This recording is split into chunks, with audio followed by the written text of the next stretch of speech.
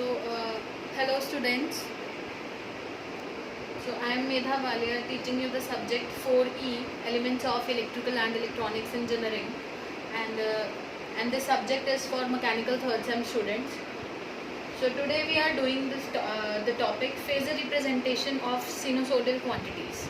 So, sinusoidal quantities की phasor representation, हर एक ऑल्टरनेटिंग क्वांटिटी, बिकॉज हम हर किसी ऑल्टरनेटिंग क्वांटिटी को हम रिप्रेजेंट करते हैं इन साइन क्वांटिटी. ठीक है, ये जैसे यहाँ पे मैंने क्लियर किया हुआ है, I is an alternating quantity which is current, so it is represented, it can be represented by this equation.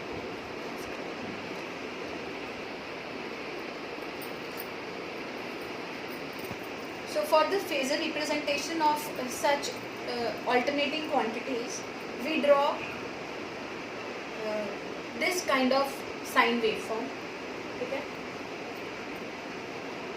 और ये देखा गया है कि हर एक जो phasor डायग्राम है alternating quantity की, it is represented in the form of wave and an equation. ठीक है, so ये है wave जिसकी equation है corresponding this I is equal to Im sin omega t. Now the waveform shows the graphical representation. ये जो waveform है ये एक ग्राफ की तरह है. ये ग्राफिकल रिप्रेजेंटेशन मतलब आपको हर पॉइंट पे कितना करंट है, कितना टाइम पीरियड है, व्हाट इज़ द एंगल, वो सब चीज़ें हमें इस वेव से पता चल जाएगी, इस वेव की शेप से. For a particular period of time जो भी इक्वेशन है उसकी कॉरस्पॉन्डिंग हमें करंट, टाइम पीरियड, एंगल, वो सब चीज़ें हमें पता चल जाती हैं. सो it is somewhat like a graphical representation of the equation, जो कि mathematical equation है. ये जो equation है it is mathematical equation और ये उसकी graphical representation.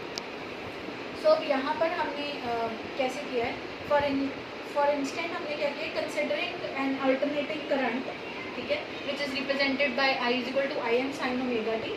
हमने यहाँ पर क्या किया है कि OA एक मैक्सिमम वैल्यू को रिप्रेजेंट करता हुआ करंट है विच इज़ आई एम, यहाँ पे लिखा हुआ है. ओ ए इज़ अ फेजर या एक वेक्टर है विच is represented by I am जिसकी ये मैक्सिमम वैल्यू है. रेफरेंस के साथ उसका एंगल बन रहा है एंगल थीटा. ठीक है, जब हमने उसकी रिप्रेजेंटेशंस दूसरे वेवफॉर्म पे ली, ठीक है, सो ये आई जब इधर देखा हमने तो ये वेवफॉर्म पे इस जगह पे कट कर रहा है जहाँ पर मैंने आई को डिनोट किया. ठीक है, अब इस आई एम की अगर मैं इस एक्सिस पे, ठीक है, और ये जो वेक्टर है it is rotating in counter clockwise direction. ठीक है, imagine this line is rotating in counter clockwise direction showing at an angular velocity. इस एंगुलर वेलोसिटी से ये रोटेट कर रहा है. ठीक है, अबाउट द पॉइंट ओ. इस पॉइंट के अलॉन्ग ये W रेडियंस पर सेकेंड के एंगुलर वेलोसिटी के साथ it is revolving around the point O. So after t seconds, after some t seconds ये OA ने जीरो रेफरेंस से इतना एंगल बनाया. ठीक है, तो ये है t सेकेंड्स का डिस्टेंस, ये नीचे t. ठीक है, सो ये एंगल आ गया थीटा यहाँ पर, विच इज़ यहाँ पर आप थीटा और t दोनों लिख सकते हो. So it is theta, it can be represented by theta or t. So after t seconds the line is rotated through an angle theta and from its horizontal position. Now अब हमने इस OA की projection ले ली, ठीक है, on the y axis. तो हमारे पास ये एक पॉइंट आ गया OB. जब हमने इसकी प्रोजेक्शन ली ऑन द y एक्सिस हमारे पास ये पॉइंट आया विच इज़ OB. तो हमने इसको किस तरह से लिखना है मैथमेटिकल इक्वेशन को, OA is equal to OB, क्योंकि ये परपेंडिकुलर है, ये बेस कंपोनेंट नहीं है, so it is perpendicular component हमेशा साइन कंपोनेंट होता है. So OA is OB sine theta. ठीक है, सो सॉरी मैंने उल्टा लिख दिया, OA is OB sine theta.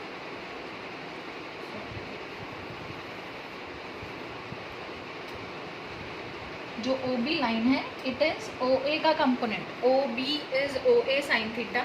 So what we know is OA जो है it is IM so it is I M sine of, अब हम एंगुलर रोटेशन बता रहे हैं, sine of omega into T, ठीक है। So which is equal to I, this the value of the current at that instant, मतलब इस theta angle पे, या अगर आपको टी पता है तो उस पर आप फाइंड आउट कर सकते हो। Hence the projections of the phasor on y axis O B at any given instant gives the value of the current at that instant. ये तो हो गया इसकी बात। तो जब आप यहाँ पर फेजर डायग्राम पे कर रहे हो, ठीक है, enables us to understand the magnitude, ठीक है, कितना मैग्नीट्यूड है इस टाइम पर, ठीक है, उसकी कितनी स्केलर मैग्नीट्यूड है, and as well as the position on the axis, उसकी क्या पोजीशन है एक्सिस के ऊपर, वेदर इट इज़ पॉजिटिव और नेगेटिव, सो उसकी क्या पोजीशन है ऑन द एक्सिस। सो इसी तरीके से, इसी रिप्रेजेंटेशन के तरीके से हम अल्टरनेटिंग क्वांटिटीज़ को ऐड या सब्ट्रैक्ट भी कर लेते हैं। So in the same way, the alternating quantities can be added or subtracted with a fair degree of ease by representing them vectorially. ये वेक्टर रिप्रेजेंटेशन है और ये उनकी वेव फॉर्म रिप्रेजेंटेशन है। So that is how you draw, जो phasors हैं उनकी आप wave form representation, phasor representation कर पाते हैं, ठीक है। A sinusoidal alternating quantity is represented by a phasor और vector of length to scale equal to its maximum value. ये हमने इसको आई एम इसीलिए दिया है क्योंकि ये एक लेंथ आई एम जो कि उसकी मैक्सिमम वैल्यू है उससे रिप्रेजेंट करते हैं इनसे हम, and which is rotated through an angle theta, ठीक है। ये जो है वेक्टर ये रोटेट करेगा over the x, over around the point zero and over with angular velocity omega, ठीक है, by making an angle theta with the axis of reference, x axis reference लिया जाता है। सो जब भी वो रोटेट कर रहा है, जितना भी एंगल उसने एक्स एक्सिस के साथ बनाया होगा, दैट विल बी इट्स, ये कह लो कि डायरेक्शन हमें पता चलेगी उसकी कि वो कितना डायरेक्शनली मूव कर रहा है।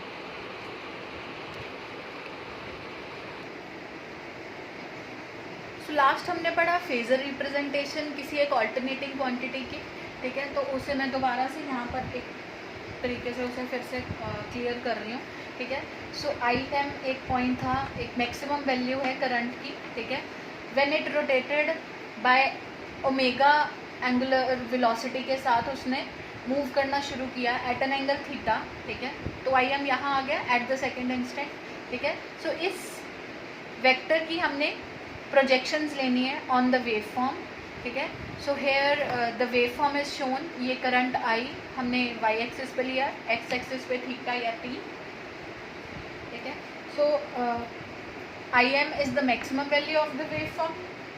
अब ये जब आई एम ने इसको इस पॉइंट पे कट किया, प्रोजेक्शन जब इसकी यहाँ पे आई, तो this will be the angle between ये वाला रेफरेंस, ये इधर से, तो इन दोनों का जो एंगल है वो थीटा, और यहाँ पर जो एंगल था वो थीटा। ये वेव फॉर्म पे इस तरह से हमने क्लियर करना है।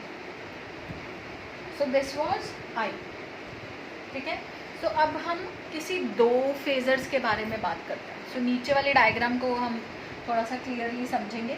When we have two vectors im1 and im2 are the two maximum values of the two currents. यहाँ पर हमारे पास दो करंट्स हैं। आप वेव फॉर्म में भी देखिए I1 एंड I2 मैंने दोनों दिखाए हुए हैं, and here it is again theta और T, ठीक है। ये दोनों ही टाइम पीरियड के हिसाब से जा रहे हैं, ठीक है। अब ये जो I1 और im1 और im2 हैं, that means there are two currents, ठीक है, which are I1 and I2। जब इन दोनों की प्रोजेक्शंस हम यहाँ ले रहे हैं, ठीक है, सो जो im1 करंट है, ठीक है, इट स्टार्ट्स फ्रॉम ज़ीरो, क्योंकि उसका वो दैट इज एट रेफरेंस, वो ज़ीरो से ही शुरू हो रहा है। Whereas im2 it starts from this point on the x axis, y axis, sorry, ये इस जगह पे वो फाई एंगल के बाद शुरू हो रहा है। So that means it starts from here, ठीक है। तो ये मैंने दिखाया कि उसकी ज़ीरो में पहले एक वैल्यू है which is not noticeable, but वो यहाँ से शुरू हुआ है, ठीक है। सो उसकी मैक्सिमम वैल्यू, दोनों के जो पीक पॉइंट है, दोनों ही वेव फॉर्म पे हमने im1 और im2 क्लियर कर दिया, ठीक है। सो इन दोनों के जो मैक्सिमम पॉइंट्स हैं वहाँ से जो डिफरेंस आ रहा है उसके बीच में जो डिफरेंस है that is angle phi which is represented in the phasor representation. ये वेव फॉर्म में हमें यहाँ से क्लियर हो रहा है। So this is I2 and this is I1।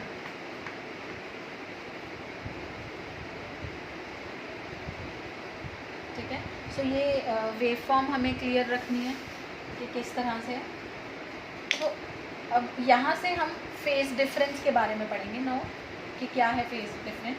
The phase difference may be defined as the angular displacement between the maximum positive value of the two alternating quantities having the same frequency. क्योंकि ये same time period से revolve कर रहे हैं दोनों ही, time period जो base है it is same, whereas there are two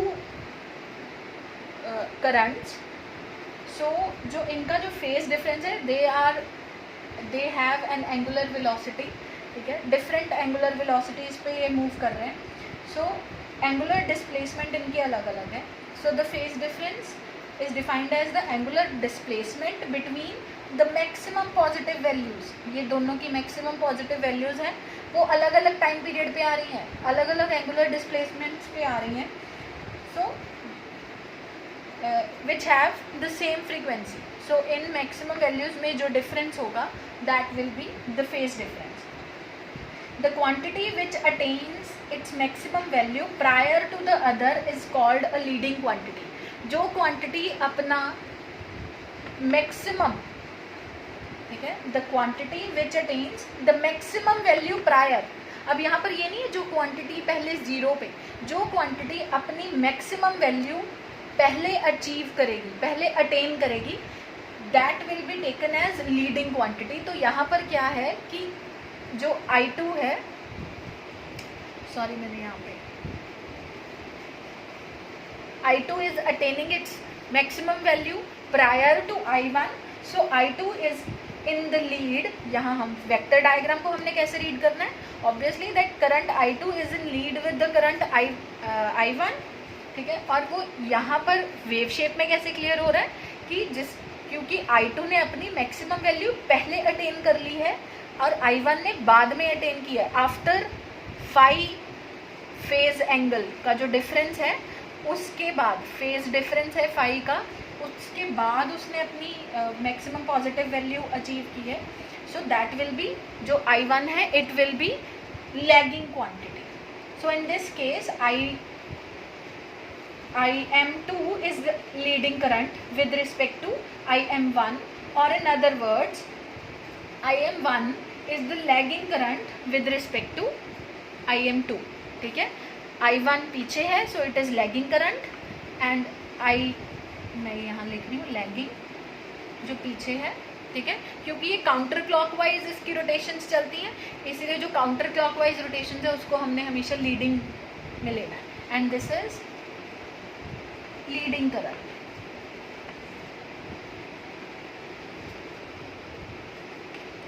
so thank you students, next time हम एडिशन और सब्ट्रैक्शन करेंगे ऑफ ऑल्टरनेटिंग क्वांटिटीज़।